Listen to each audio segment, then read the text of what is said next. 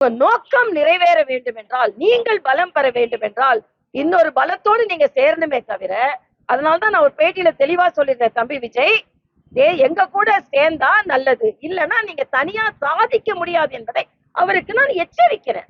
நானே ஒரு பேட்டியில சொல்லியிருக்கேன், தம்பி விஜய் அவர்கள், நீங்கள் தேசிய ஜனநாயக கூட்டணியில சேர்ந்தீங்கன்னா ஒரு நல்லது நடக்கும். தனியா நின்று நீங்க பிரயோஜனம் இல்லை, இல்லைன்னா நீங்க சினிமாக்கு தான் போகணும். அதனால நீங்க ஒரு ஒரு ஒரு அரசியலுக்கு வந்தோம்னா நாம எதை சாதிக்க நினைக்கிறோம் அதை சாதிக்கணும்ல.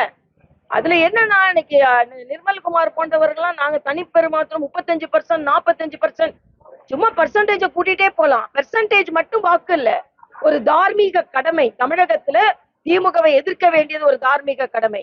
தமிழகத்துல திமுக வீட்டிற்கு அனுப்ப வேண்டும் என்பது ஒரு தார்மீக கடமை. அதைத்தான் விஜய் சொல்லுகிறார். அதில் எனக்கு மகிழ்ச்சி.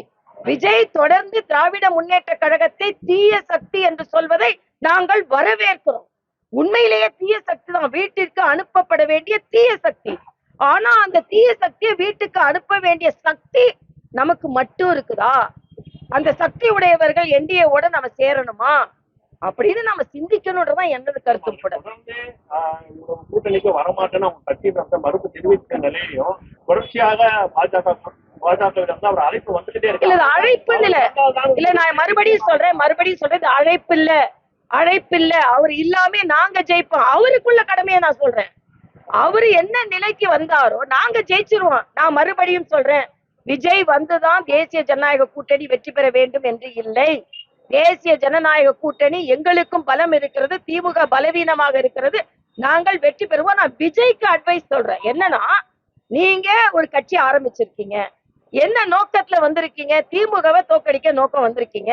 உங்க நோக்கம் நிறைவேற வேண்டும் என்றால், நீங்கள் பலம் பெற வேண்டும் என்றால், இன்னொரு பலத்தோடு நீங்க சேரணுமே தவிர, அதனாலதான் நான் ஒரு பேட்டியில தெளிவா சொல்லியிருந்தேன், தம்பி விஜய், எங்க கூட சேர்ந்தா நல்லது, இல்லைன்னா நீங்க தனியா சாதிக்க முடியாது என்பதை அவருக்கு நான் எச்சரிக்கிறேன்.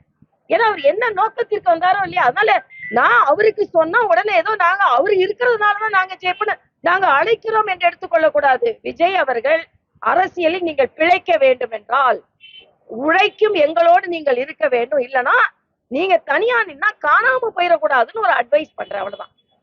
பலத்தோடு சேர வேண்டும், நீங்கள் பலவீனமாகி விடாதீர்கள் என்று. ஆனா விஜய் இல்லைன்னா கூட நாங்க ஜெயிப்போம், விஜய் இருந்தால் இன்னும் அதிக வாக்குகளை வாங்குவோம் என்பதை நான்